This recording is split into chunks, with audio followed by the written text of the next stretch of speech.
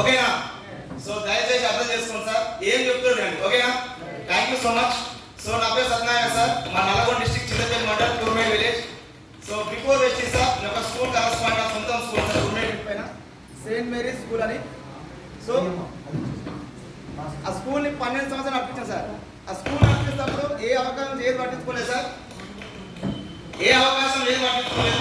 చాలా మంది చెప్పినా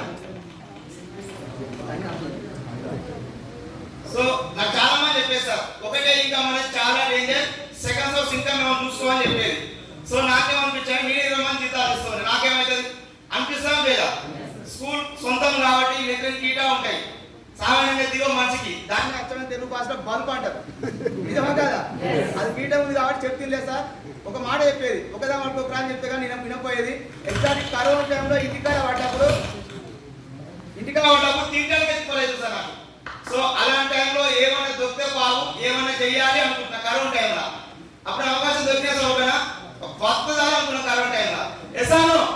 సో అలాంటి స్టేజ్ అన్నది. నాకు ఇద్దరు ఆడపిల్లలు, చిన్న చిన్న పిల్లలు 1-2 years. ఆ పిల్లలు చూసుకుని ఏడుకుంటే నైట్ ఉన్నాయి, మధ్యాహ్నం పూట లంచ్ డేస్ ఉన్నాయి, కానీ చేస్తానికి ఏ పని లేదు. సో అలాంటి ఇబ్బంది పడ్డా సార్ నేను.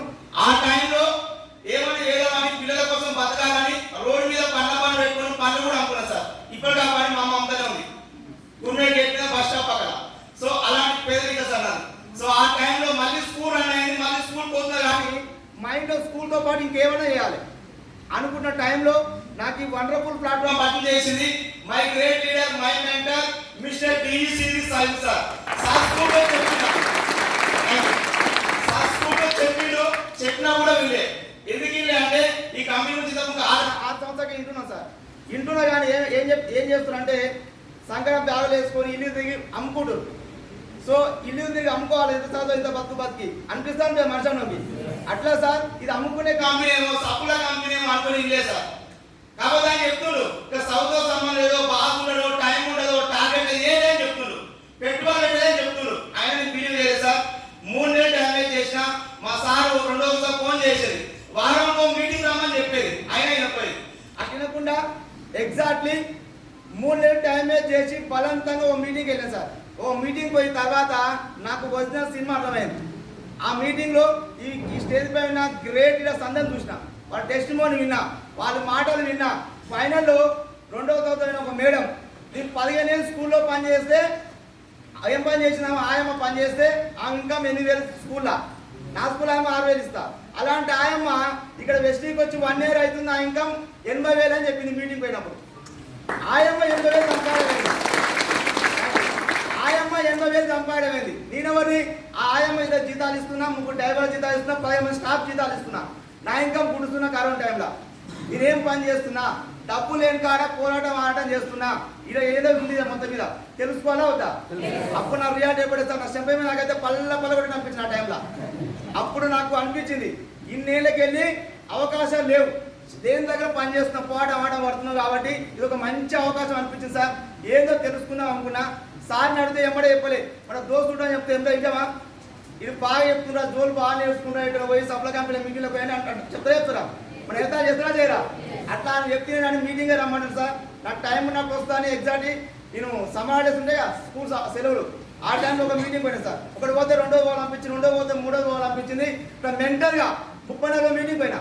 ఆ 34వ మీటింగ్లో ఈ స్టేజ్ మీద ఉన్న సార్ గారు సీన్ సార్ టెస్టిమోనీ విన్నా, మన మధ్యలో ఉన్న మన బెల్లం శంకర్ సార్ టెస్టిమోనీ విన్నా, మన రమేష్ సార్ టెస్టిమోనీ విన్నా, వీళ్ళందరూ మాట విన్నా. ఇంకా ఇబ్రాహీంపట్నం ముందు మీద విజయనగర సార్ టెస్టిమోనీ విన్నా. ఎప్పుడు ఆ మీటింగ్ వల్ల వీళ్ళన్నీ విన్న తర్వాత నాకంటే ఎక్కువ చదవలే, నేను ఎక్కువ కొద్ది 9 వీళ్ళ వల్ల అయింది, నా వల్ల అవుతా కదా. అట్లా అనుకోని సార్ డిసైడ్ అయినా ఇంకొంచెం క్లారిటీ కోసం ఎడాపి ఢిల్లీ అని చెప్తే ఢిల్లీ నాక పోయినా. ఢిల్లీ పోయి ఎడాపి చూసి మేనేజ్మెంట్ మాట విన్న తర్వాత పిచ్చ క్లారిటీ వచ్చింది సార్. ఆ క్లారిటీ పట్టుకొని మా సార్ని అడిగినప్పుడు నాకు నెట్వర్క్ మార్కెటింగ్ అంటే ఏంది, డైరెక్ట్ సేలింగ్ అంటే పిచ్చ క్లారిటీ ఇచ్చింది సార్.